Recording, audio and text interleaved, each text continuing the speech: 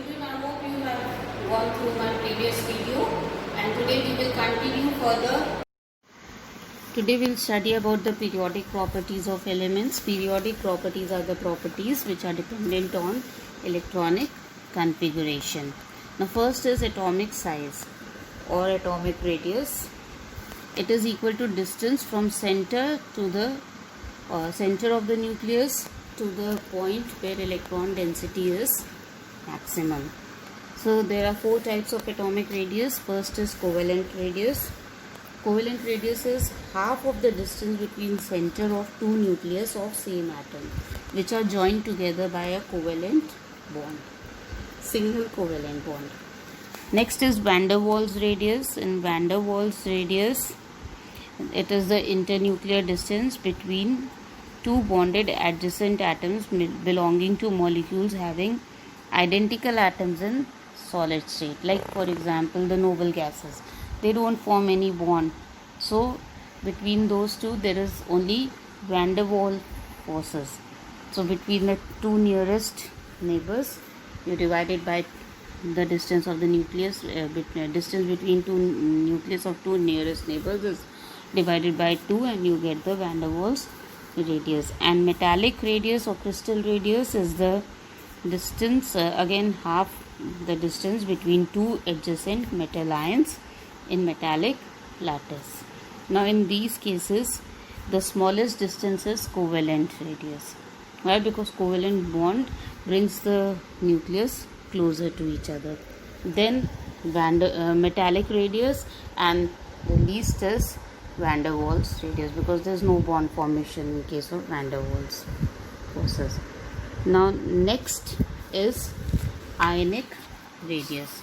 Ionic radius is the distance between nucleus and the outermost shell of an ion. It describes the size of ion in ionic crystal. Now you know there are two types of ions, cations and anions.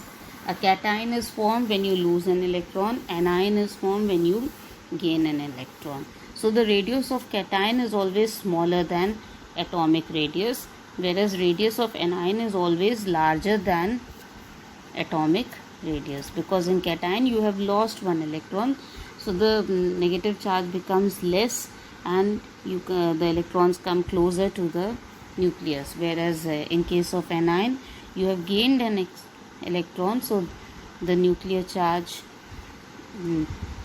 acts on electrons and each electron is held less tightly because negative charge has increased. Now next property is ionization enthalpy or potential. It is the maximum amount of energy required to remove the most loosely bound electron from an isolated gaseous atom, which results in formation of monovalent positive ion. Like from any ion metal, suppose M, if by using energy you remove an electron, so you will get M plus 1 electron. So the energy that is used for removal of electron, that is called as ionization enthalpy or ionization potential. It is expressed in electron volt per atom or kilocalorie per mole or kilojoules per mole, and 1 electron volt per atom is equal to 23.06 kilocalorie per mole, which is equal to 96.49 kilojoules per mole. Okay. Energy required to remove first, second, third, etc. electron are called as successive ionization enthalpies, and the increasing order is that first electron can be removed easily with less energy, more energy will be required for second electron, even greater energy for third electron, and so on, because like I told you, the effective nuclear charge becomes more as you keep removing the electrons. So initially you require less energy, but later on, after a few electrons have been removed, you need more and more energy. So there are a few factors which affect the ionization energy. Which are they? Let's see. First is the size of atom. Larger the atomic size, smaller is the value of ionization energy. Why? Because that much more distance will be between nucleus and the outermost electron, so the electron can be easily removed. So they are inversely proportional. So ionization enthalpy is directly proportional to 1 upon atomic size.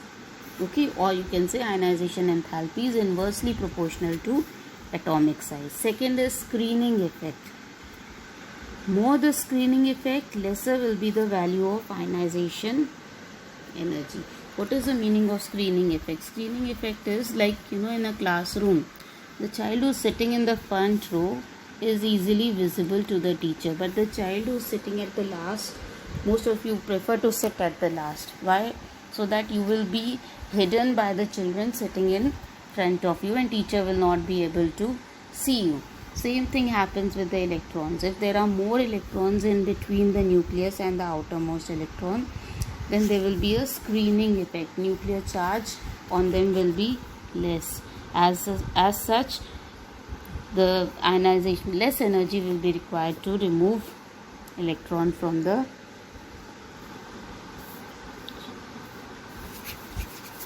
orbit. Next is nuclear charge. Next factor that determines the value of ionization energy is nuclear charge. So ionization enthalpy is directly proportional to nuclear charge. More the nuclear charge, more will be the ionization energy. That much more energy will be required to remove electron, because that much influence the nucleus will be having on the electron. It will be attracting it with that much charge. Next is electronic configuration of atoms. Now, if an atom has stable electronic configuration, then ionization energy will be very high. For example, first ionization energy of nitrogen is higher than that of oxygen. Why? Because nitrogen has electronic configuration 1s2, 2s2, 2p3, whereas oxygen has electronic configuration 1s2, 2s2, 2p4. Now see, total number of electrons which can be accommodated in p orbital is 6. So 2p3 is half filled configuration, which is more stable compared to 2p4. 2p4 is incompletely filled. So although the atomic number of oxygen is more, but ionization energy of nitrogen will be more. So it depends upon the electronic configuration. Next factor is penetration effect of electrons. S orbital is more close to nucleus than p orbital. Thus p orbital can be easily removed in comparison to s orbital. So the order is S, P, D and F. Less energy will be required. More energy will be required for s orbital and less energy will be required for f orbital, because f orbital is far away from the nucleus. So easily f orbital electrons can be removed and s orbital electrons cannot be removed that easily. Now if you look at the variation of ionization energy in the periodic table, the combined effect of increase in size and screening effect outweighs the effect of increase in nuclear charge. So ionization enthalpies decrease in a group from top to bottom. But there is an exception in this. After the element with atomic number 71, there comes hafnium, lead. Due to lanthanoid contraction, the enthalpies of inert gases are exceptionally high because they have stable configuration. Now in a period, the enthalpy increases from left to right. So they have stable configuration. Increase nuclear charge and decrease atomic radius increase the force of attraction towards nucleus. So high energy is required to remove electron and hence enthalpy becomes more.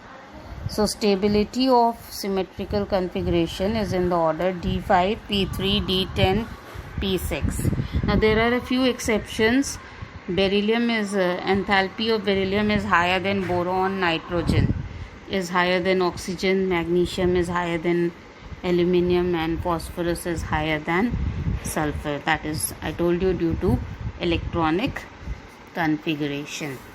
Next property is electron gain enthalpy. Now, electron gain enthalpy is also called as electron affinity. So this is when an atom accepts electron to form anion, monovalent anion. So any atom, if it accepts one electron, the amount of energy change that takes place, that is called as electron gain enthalpy. Greater the energy release, more negative is the electron gain enthalpy. It is measured in electron volt per atom or kilojoules per mole. 2 or more electrons may be added to an isolated gaseous atom. Therefore, second, third electron gain or even more, fourth, fifth also, electron gain enthalpies are possible. For most of the atoms, first electron gain enthalpy is exergic, that is, its value is negative. However, addition of second electron is difficult because both have same charge and experience a lot of repulsion. Thus, addition of electron 2x minus requires energy to overcome force of repulsion. Hence, second electron gain enthalpy is endoergic process and will be given a positive sign. Is it clear? In first time when you gain an electron, because the atom is neutral, you're gaining one electron, so the energy is negative. Alright, because energy is released, so it is negative. But when you are losing a second electron, at that time the atom has got converted into an ion and it already has a negative charge. So because both have negative charge, so there is a lot of repulsion also there. In that case, the energy becomes positive. So energy has to be absorbed. So it will be positive. Now, what are the factors which are involved in electron gain enthalpy? First is size of atom. Smaller the size, greater will be electron gain enthalpy. Second is nuclear charge. It will increase as the nuclear charge increases. And third is electronic configuration. Just again the same.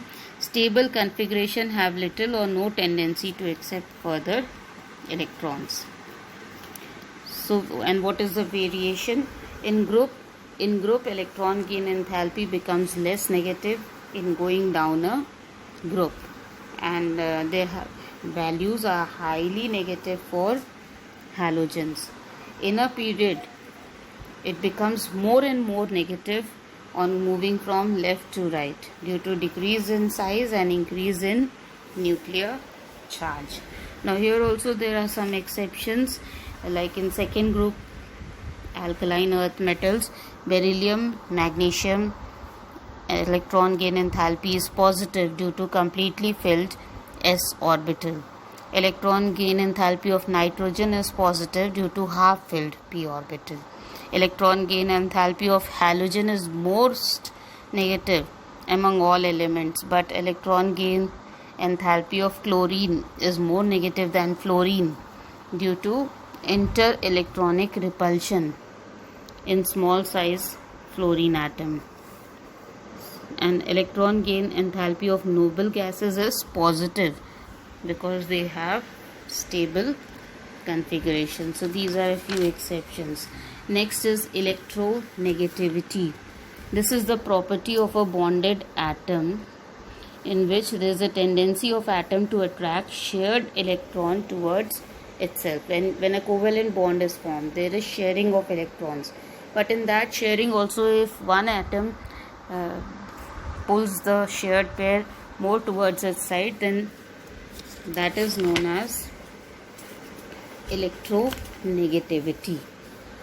So that electron towards which the shared pair is more, that will be electronegative, and the other one will be electropositive. Now, if you look at the factors affecting the electronegativity, first is the state of hybridization. sp3 hybridized, they are the least electronegative, then sp2 hybridization, and then sp hybridization. That means single bond is least electronegative, then double bond, and then triple bond. Oxidation state. With increase of oxidation state, electronegativity increases.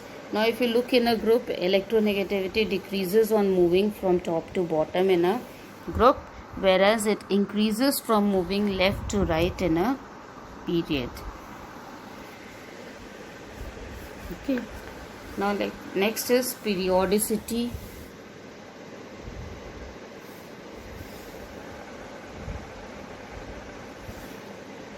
Periodicity of chemical properties.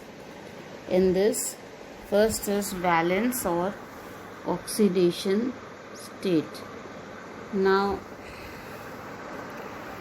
the electrons present in outermost shell are called valence electron, and valency of elements depends on the number of valence electrons.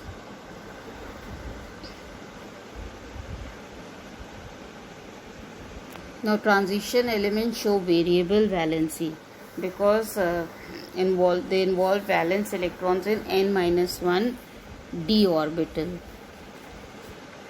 So valency for s orbitals or s block elements is equal to the number of electrons which are present in outermost s orbital. For p block elements, it is the number of valence electrons, or it is equal to 8 minus the number of valence electrons. But in case of transition elements, variable valency is shown. Why? Because it involves n-1 d electrons also. Now, nowadays, instead of valency, we use the term oxidation state, and it is the charge acquired by atom on the basis of electronegativity of other atoms of the molecule. If you look at the variation in a group, all elements show same valency in a group, but in some cases like tin and lead, they form compounds in which they show oxidation states of +2 and +4. Now moving in a period from left to right across a period, the valence shell increases from 1 to 8. So the valency of elements with respect to oxygen increases from 1 to 7, but with respect to hydrogen it increases from 1 to 4 and then 4 to 0. Then next is nature of oxides. Now nature of oxides varies from basic to acidic. In a group, basic nature increases or acidic nature decreases. Why? Because electronegativity of element increases. So acidic character of oxides, as the electronegativity will increase, acidic character of oxide will also increase. Now when an element forms a number of oxides, acidic nature increases as the percentage of oxygen increases. Okay. Now there are certain anomalous properties of second period elements. First, elements of the normal groups, that is 1, 2, 13, 14, 15, 16 and 17, differ in many respects from other members of their respective groups, and this is because of the following reason. First, they have the smallest size because they are the first member in its group. Second, they have large charge upon radius ratio. Third reason is because they have high electronegativity, and the fourth reason is that they do not have d orbitals. Now apart from that, there are some diagonal relationships also seen. It is the similarity in property of elements placed diagonally to each other in periodic table. Now if you look at period second and third, lithium shows diagonal relationship with magnesium. Beryllium shows diagonal relationship with aluminium, and boron shows diagonal relationship with silicon. The reason for this is that their charge upon radius ratio is nearly equal, their electronegativity is nearly equal, and their polarizing power is also nearly equal. So these are the trends in properties. I would like you to go through the study material and see the questions given behind the chapter in your book and try to solve them.